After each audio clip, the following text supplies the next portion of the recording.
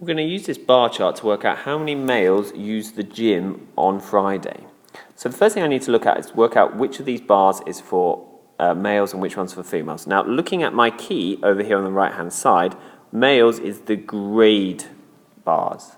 So it's the grey bars, and I'm looking at Friday, so I'm looking at this bar here. Now, I need to see where this bar finishes. So it finishes this line here. And if I continue it all the way across to here, it shows me that there are 80 males use the gym on Friday. The second part of this question is asking us to compare the use of gym by both male and females across the week. So I need to, in my answer, make sure I am talking about both males and females, what's happening to them at different times.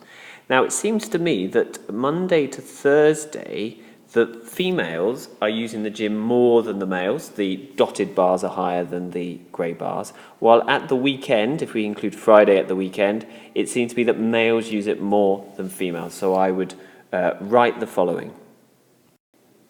Females use the gym more Monday to Thursday, whereas for the males